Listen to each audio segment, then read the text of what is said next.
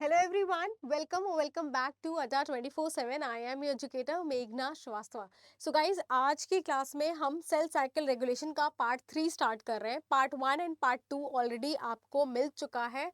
Classes upload हो चुकी हैं. जा करके आप सबसे पहले उन क्लासेस को देखिए बिकॉज मैंने बहुत बेसिक से पढ़ाया है एंड उससे रिलेटेड पीडीएफ आपको हम हमारे टेलीग्राम ग्रुप पे मिल जाएगा.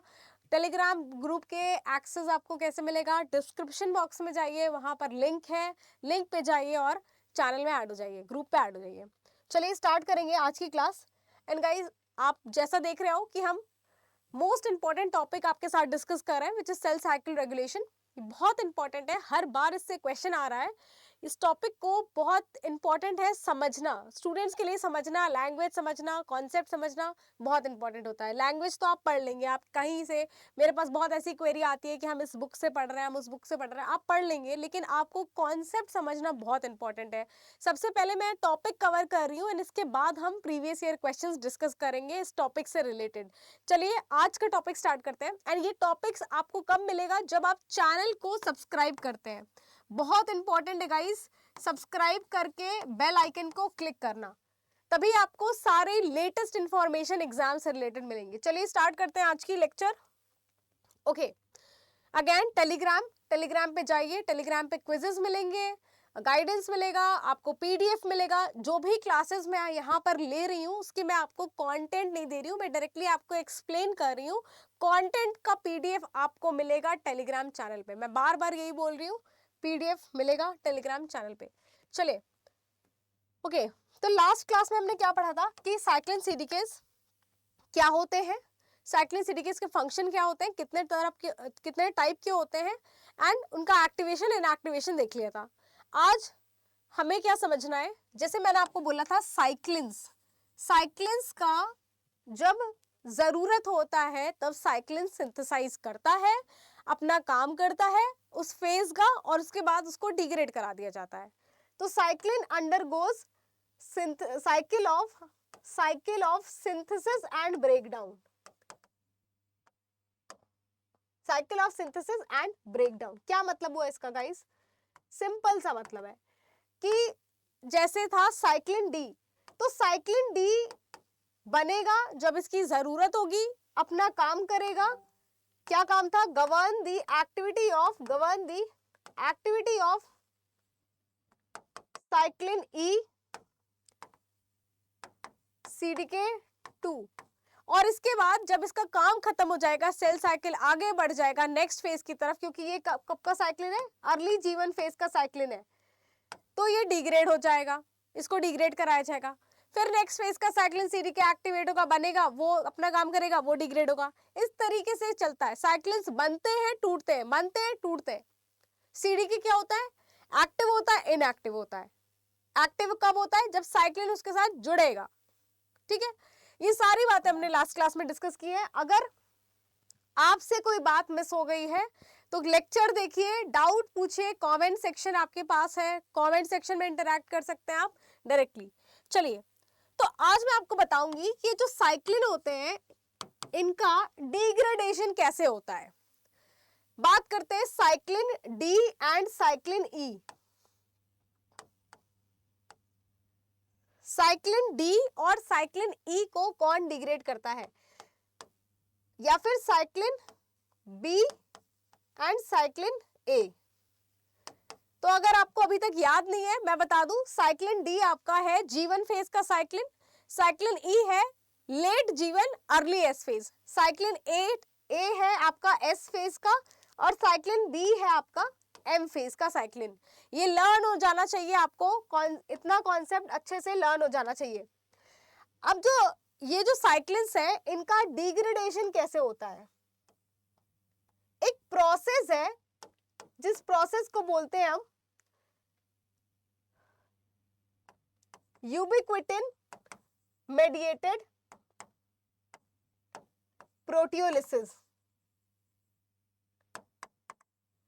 ये जो यूबिक्विटिन मेडिएटेड प्रोटियोलिसिस होता है, इसमें क्या होता है? ये जो प्रोसेस होता है ये एक प्रोटीन डिग्रेडेशन का प्रोसेस है जिसमें यूबिक्विटिन प्रोटीन्स को ऐड किया जाता है यूबिक्विटिन को ऐड करते हैं प्रोटीन के, ये जो हमारे प्रोटीन्स हैं जैसे साइक्लिन डी, ई, ए, बी, इन ये सारे प्रोटीन हैं, इन प्रोटीन्स के लाइसिन रेसिड्यूज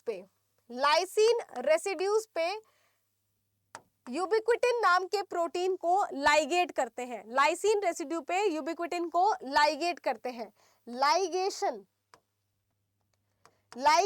करते हैं, लाइगेशन मतलब जोड़ते हैं। जैसे अगर यहाँ पर साइक्लिन डी है तो साइक्लिन डी के यूबिक्विटिन के लाइसिन पर यूबिक्विटिन को इस तरीके से ऐड करते हैं, तो एक को नहीं ऐड करते, पॉली यूबिक्विटिनेशन करते हैं, बहुत सारे यूबिक्विटिन को ऐड करते हैं। तो ये जो पूरा प्रोसेस होता है ना एडेशन का या लाइगेशन का यूबिक्विटिन के, ये एक सीक्वेंशियल एक्शन में होता है और यहाँ पर कुछ एंजाइम्स होते हैं जो कि एक्ट कर रहे होते हैं एक के बाद एक, और ये इस काम को करवा रहे होते हैं, यूबिक्विटिन को ऐड करवा रहे होते हैं, E1, E2 और E3 लाइगेज। तो ये एंजाइम्स है, E1 एंजाइम, E2 एंजाइम और E3 लाइगेज एंजाइम, ये तीनों एंजाइम मिल करके यूबिक्विटिन को ऐड करते हैं या लाइगेशन करते हैं, कहाँ पर, लाइसिन रेसिड्यू पे प्रोटीन्स के, और उस प्रोटीन का फिर उसको डिग्रेडेशन के लिए भेज देते हैं। ये पूरा एक मेथड होता है जो कि आपको डिस्कस किया जाता है आपसे बायोकेमिस्ट्री में, तो ये काम होता है और फिर डिग्रेडेशन हो जाता है। इसमें जो E3 लाइगेज है ना, ये काफी स्पेसिफिक होता है। जैसे स्पेसिफिक होता है का क्या मतलब है, जो साइक्लिन डी और साइक्लिन ई है, इनको डिग्रेड करते हैं हमारे SCF नाम के एक एंजाइम, SCF, ये एंजाइम इनको डिग्रेड करते हैं, साइक्लिन डी को, साइक्लिन ई को। ये SCF जो होता है ये आपका क्या है, ये E3 लाइगेज है, E3 यूबिक्विटिन लाइगेज है, समझ में आया? E3 यूबिक्विटिन लाइगेज है SCF, और ये क्या करेगा, ये भी सिंपली यूबिक्विटिन को ऐड करेगा और डिग्रेड करवाने के लिए भेज देगा। और A और B के लिए जो प्रोटीन यहाँ पर जो लाइगेज होते हैं यूबिक्विटिन लाइगेज, उनका नाम है APC, एनाफेज प्रमोटिंग कॉम्प्लेक्स। हमें क्या समझ में आया? हमें समझ में आया कि जो साइक्लिन्स हैं उनको डिग्रेड होना होता है, डिग्रेडेशन के लिए एक एंजाइम होता है, इस एंजाइम का काम है यूबिक्विटिन के मदद से डिग्रेड करवा देना प्रोटीन को। यहाँ पर जो साइक्लिन डी और ई है, इनके लिए जो एंजाइम काम करेगा उसका नाम है SCF, E3 यूबिक्विटिन लाइगेज, और A और B के लिए है एनाफेज प्रमोटिंग कॉम्प्लेक्स, एक लार्ज कॉम्प्लेक्स होता है जो कि E3 यूबिक्विटिन लाइगेज कॉम्प्लेक्स है, उनका काम है कि डिग्रेडेशन करा देना। ठीक है, जैसे अगर हम यहाँ पर देखें, ये पूरी बातें मैंने यहाँ पर लिखी हैं इन वर्ड्स, वही सारी चीजें तो मैं बोल रही हूँ तब से। अब ये डायग्राम समझने से पहले एक चीज समझते हैं कि जो APC होता है ना, इसको एक्टिव करना पड़ता है, ये इनिशियली इनएक्टिव होता है, ये डिग्रेड तभी करेगा जब एक्टिव होगा। एक्टिव कैसे होता है? एक्टिव होता है जब इससे बाइंड करेगा CDH1, CDH1 बाइंड करेंगे तब ये एक्टिव होंगे और तब ये जा करके डिग्रेड करवा देंगे हमारे साइक्लिन B को, जो कि हमारा M फेज का साइक्लिन है, और साइक्लिन A को जो कि हमारा S फेज का साइक्लिन है। ठीक है, तो इनका एक्टिवेशन इंपॉर्टेंट है।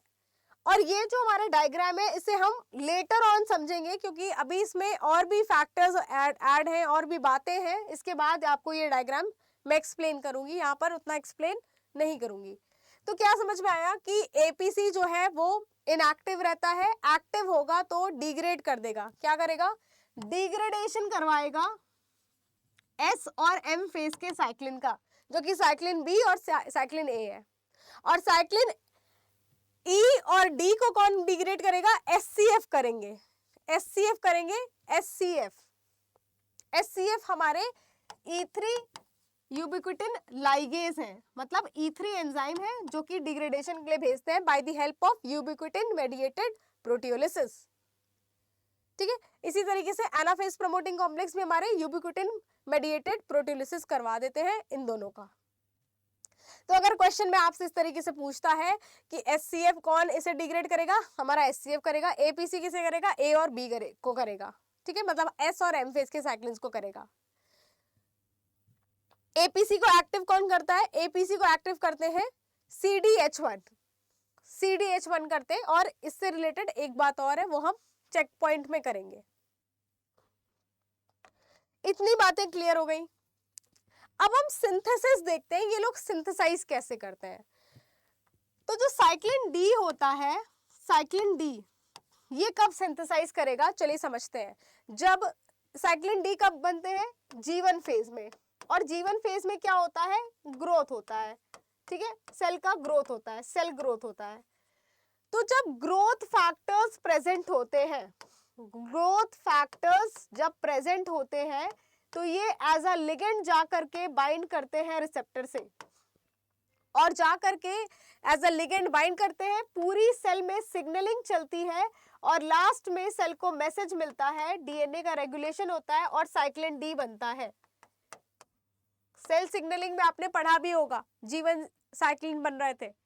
तो क्या हो रहा है, जब ग्रोथ फैक्टर प्रेजेंट हो रहे हैं, सेल में सिग्नलिंग चल रही है, जो न्यूक्लियस में जाकर के डीएनए को मैसेज मिल रहा है, और डीएनए से एमआरएनए बन रहा है, एमआरएनए से साइक्लिन डी प्रोटीन बन रहा है।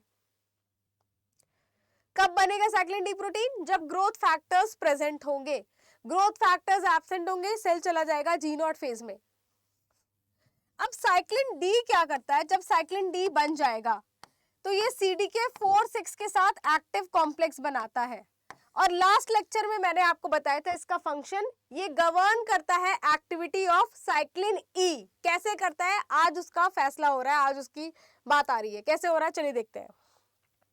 इतनी बात आपको समझ में आ गई। अब हमारा साइक्लिन डी बन चुका है, सेल में ग्रोथ फैक्टर्स थे, ग्रोथ फैक्टर्स गए और साइक्लिन डी बनवा दिए। साइक्लिन डी अपने CDK4/6 के साथ बाइंड किया, एक्टिव कॉम्प्लेक्स बना दिया। अब क्या होगा, अब ये क्या करते हैं, जो साइक्लिन ई वाले जीन्स हैं और साइक्लिन ए वाले जीन्स हैं, उनका रेगुलेशन कराते हैं, उन जीन्स का रेगुलेशन कराते हैं। जैसे ये डीएनए है और ये हमारे साइक्लिन ई वाले जीन्स है, साइक्लिन ई और साइक्लिन ए वाले जीन्स है। मतलब जीन से ही आपका एमआरएनए बनता है, और एमआरएनए से ये प्रोटीन्स बन जाएंगे। एमआरएनए से हमारे साइक्लिन ई और साइक्लिन ए प्रोटीन बन जाएंगे। और ये जीन का रेगुलेशन जब ऑन होगा तभी ये काम होगा। मतलब इस जीन का रेगुलेशन होगा तब एमआरएनए इसका बनेगा, तब इसका प्रोटीन बन जाएगा, और फिर ये हमारे एक्टिव कॉम्प्लेक्स बनाएंगे अपने वाले CDK के साथ बाइंड करके और काम करेंगे। तो ये काम क्यों नहीं कर रहे होते हैं, क्यों अभी रेगुलेशन ऑफ है, रेगुलेशन जीन का क्यों ऑफ है, क्यों नहीं प्रोटीन बन रहा है? क्योंकि रेगुलेशन को ऑन करने वाले एक फैक्टर होते हैं, ट्रांसक्रिप्शन फैक्टर E2F। ये E2F को इनहिबिट करके रखा होता है एक RB नाम का प्रोटीन। RB का काम है E2F को इनहिबिट करके रखना। ये तब तक इनहिबिट करके रखता है जब तक साइक्लिन डी जो है वो एब्सेंट है। साइक्लिन डी अभी नहीं आया है, एब्सेंट है। साइक्लिन डी एब्सेंट है तो आरबी ने इनहिबिट करके रखा है E2F को। और जब E2F हमारा ट्रांसक्रिप्शन फैक्टर जब इनएक्टिव है तो आपका जो जीन है वो भी रेगुलेशन ऑफ है और हमारा प्रोटीन नहीं बन रहा है, साइक्लिन ई साइक्लिन ए नहीं बन रहा है। ठीक है, ये कब हो रहा है? ये अर्ली जीवन के टाइम पे हो रहा है। कब हो रहा है? अर्ली जीवन। अब अर्ली जीवन से थोड़ा सेल साइकिल आगे बढ़ा और हो गया आपका लेट जीवन। क्या हो गया? लेट जीवन। लेट जीवन में या फिर मिड जीवन, मतलब थोड़ा सा मिड या लेट जीवन कह लीजिए, उस टाइम आए ग्रोथ फैक्टर्स। ग्रोथ फैक्टर्स जब आए तो वो साइक्लिन डी बनवाए। साइक्लिन डी बनवाए तो साइक्लिन डी जा करके अपने कॉम्प्लेक्स CDK के साथ बाइंड करके एक्टिव कॉम्प्लेक्स बनाया। अब ये एक्टिव हो गए तो इन्होंने क्या किया? आरबी को फॉस्फोरिलेट करके इनएक्टिव कर दिया। CDK का काम ही फॉस्फोरिलेशन करना, यहाँ पर इन्होंने इनहिबिटरी फॉस्फेट लगाया और इसे इनएक्टिव कर दिया। आरबी क्या हो गया? इनएक्टिव। अब जब आरबी इनएक्टिव हो गए तो E2F हमारे फ्री हो गए। E2F के ऊपर किसी भी तरह का दबाव नहीं था आरबी का। जैसे आरबी यहाँ पर इनहिबिट कर रहे थे, आरबी यहाँ पर इनहिबिट कर रहे थे, तो E2F हमारा फ्री हो गया। जब ये फ्री हो गया तो साइक्लिन ई वाले जीन का ट्रांसक्रिप्शन ऑन कर दिया, साइक्लिन ई बनना शुरू हो गए, साइक्लिन ई बनना शुरू हो गए, साइक्लिन ए बनना शुरू हो गए। साइक्लिन ई का क्या काम था? साइक्लिन ई अपने CDK2 के साथ सेल साइकिल को प्रोग्रेस कर रहा था, आगे कर रहा था, स्टार्ट कर रहा था। तो इतनी बातें आपको समझ में आई कि हमारे साइक्लिन ई जो है वो बनना शुरू हो गए हैं। ठीक है, बनना शुरू हो गए हैं। अब करेंगे क्या बनने के बाद? साइक्लिन ई जब बनना शुरू हो जाएंगे तो ये एक्टिव कॉम्प्लेक्स बनाएंगे साइक्लिन अपने वाले CDK के साथ, और ये क्या करेंगे? ये करेंगे सेल साइकिल की entry, progression through start, progression through start, cell cycle को एंटर करेंगे, सेल साइकिल को आगे करेंगे। देखिए ये रहा आपका G1 फेज, ये हो गया आपका G1 के पास S हो गया, G2 हो गया, और ये हो गया हमारा M फेज। ठीक है, ये हो गया हमारा M फेज, थोड़ा सा ज्यादा बड़ा बना दिया M फेज। ठीक है, तो हमारा ये हो गया S फेज हो गया है। अब साइक्लिन E बन चुके हैं, साइक्लिन E CDK2 के साथ एक्टिव कॉम्प्लेक्स बनाएंगे और सेल साइकिल को इस पॉइंट से प्रोग्रेस करवाएंगे, सेल साइकिल को कमिट करेंगे कि अब सेल साइकिल एंटर कर रहा है, सेल साइकिल मतलब सेल जा रहा है डिवीजन के लिए, एक कमिटमेंट यहां से करवाएंगे। और ये क्या करेंगे? और अपने जो हमने लास्ट यहाँ पर पढ़ा है ये बनना शुरू होंगे तो और ज्यादा आरबी को ये भी फॉस्फोरिलेट करेंगे। डी तो कर ही रहा था, ये भी जाकर के फॉस्फोरिलेट करेंगे और ये अपने आप को अपना नंबर बढ़ाएंगे। अपना नंबर भी बढ़ा रहे हैं, साइक्लिन ए का भी नंबर बढ़ा रहे हैं। तो साइक्लिन ई जब बढ़ गए, सेल साइकिल अपना प्रोग्रेस कर गया है स्टार्ट, इस पॉइंट से जिसको हमने रेस्ट्रिक्शन पॉइंट बोला था या स्टार्ट बोला था लास्ट लेक्चर में, वहां से सेल साइकिल आगे बढ़ चुका है, एस फेज की तरफ बढ़ चुका है। तो एस फेज की तरफ बढ़ चुका है, मतलब साइक्लिन ए की बारी आ गई। अब साइक्लिन ए को काम करना है, और हमने देखा था कि साइक्लिन ई जब बन रहा था तब साइक्लिन ए भी बन रहा था। तो साइक्लिन ए कब एक्टिव होगा? साइक्लिन ए बन तो जाता है जीवन में ही, लेकिन एक्टिव नहीं होता है। क्यों नहीं होता है? अभी ये इनएक्टिव है, बन तो गया है जीवन में ही लेकिन ये इनएक्टिव है। मिड और लेट जीवन में ये बन चुका होता है साइक्लिन ए, लेकिन इनएक्टिव होता है। इसको इनएक्टिव करके कौन रखा होता है? तो साइक्लिन ए के ऊपर आ जाते हैं। अब साइक्लिन ए बन चुका है और ये अपने CDKs के साथ अभी इनएक्टिव है, इसको इनएक्टिव करके रखे हैं एक CKI ने क्या किया है? इसको इनएक्टिव करके रखा है, इसको इसे पकड़ करके इनएक्टिव कर दिया है। ये CKI कौन है? ये CKI का नाम है cis1। ये CKI का नाम है cis1। cis1 क्या करते हैं?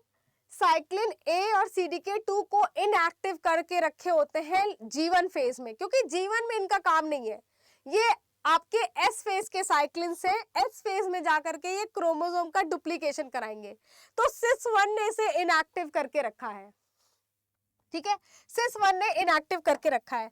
लेकिन जब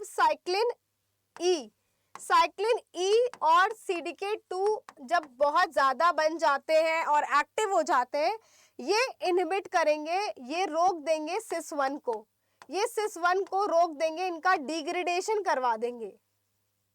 और ये कब करवाएंगे? जब correct time for S phase, जब सही समय आ गया है एस फेज का, correct time for S phase.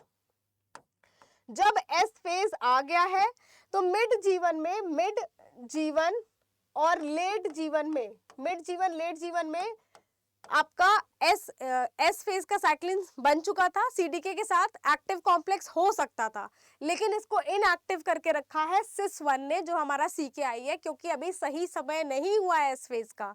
लेकिन जब सही समय हो जाएगा एस फेज का, उस समय साइक्लिन ई CDK2 cis1 को डिग्रेड करवा देंगे और आपका जो एस फेज का साइक्लिन है, that is cyclin A with CDK2, ये एक्टिव हो जाएगा और ये क्या करेगा?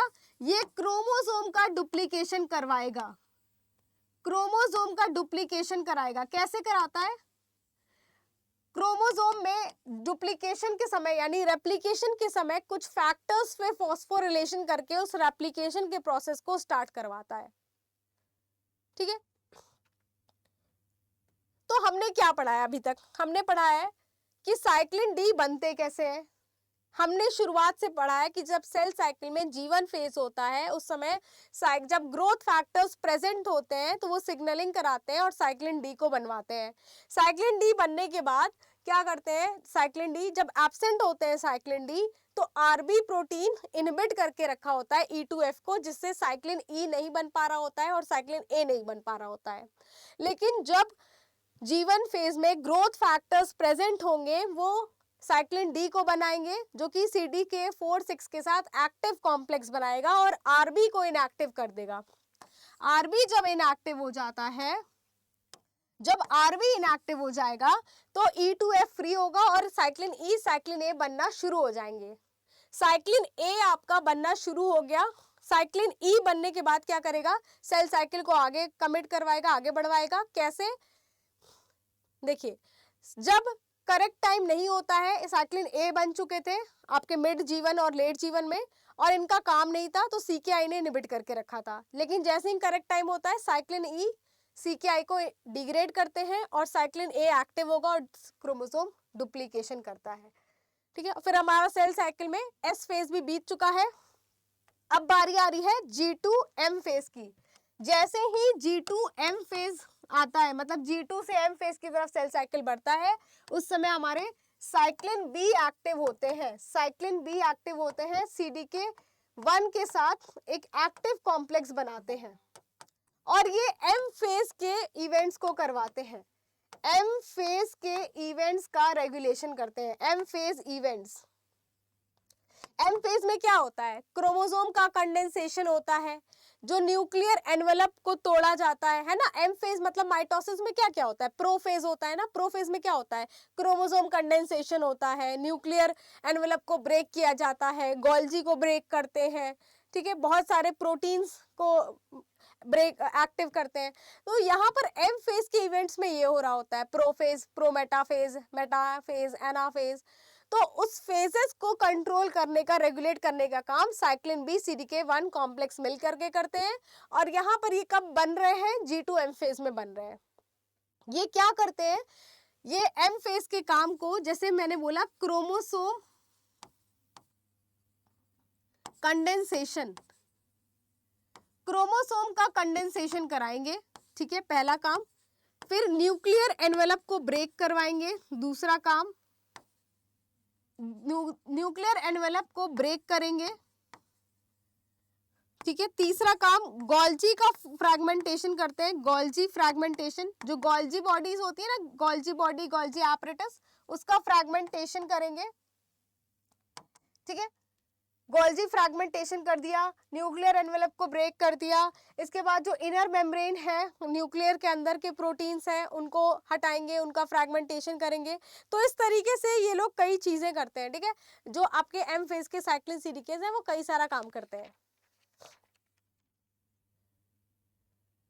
ठीक है, तो अब ये काम जो M फेज का, ये M फेज में ये सारे काम हो रहे होते हैं, तो साइक्लिन बी CDK1 एक्टिव होके करेंगे क्या, मैं बता रही हूँ क्या करेंगे। ये क्या करते हैं, जो कि CDK है, CDK का काम क्या था, फॉस्फोरिलेशन करना है ना, फॉस्फोरिलेशन करना। ये फॉस्फोरिलेट करेंगे, ये फॉस्फोरिलेट करेंगे किसको, मतलब फॉस्फोरिलेट करके एक्टिव करेंगे बहुत सारे प्रोटीन्स को। ठीक है, जैसे क्रोमोसोम कंडेंसेशन के लिए कंडेंसिन नाम के प्रोटीन पे फॉस्फोरिलेशन करेंगे, कंडेंसिन प्रोटीन। ये कंडेंसिन प्रोटीन क्या करेगा, क्रोमोसोम कंडेंसेशन कराएगा। तो साइक्लिन बी CDK1 जब एक्टिव कॉम्प्लेक्स बनेंगे, फॉस्फोरिलेशन करेंगे किसका, कंडेंसिन का। दूसरा किसका करेंगे, दूसरा करेंगे लैमिन प्रोटीन का। लैमिन प्रोटीन या इनर मेम्ब्रेन के नीचे जो भी प्रोटीन्स होंगे न्यूक्लियर के, इनर मेम्ब्रेन प्रोटीन्स। तो लैमिन प्रोटीन्स क्या होते हैं, ये न्यूक्लियस के अंदर पाए जाने वाले प्रोटीन हैं, इनको फॉस्फोरिलेट करेंगे, जिससे क्या होगा कि न्यूक्लियर एनवेलप टूटना शुरू हो जाएगा।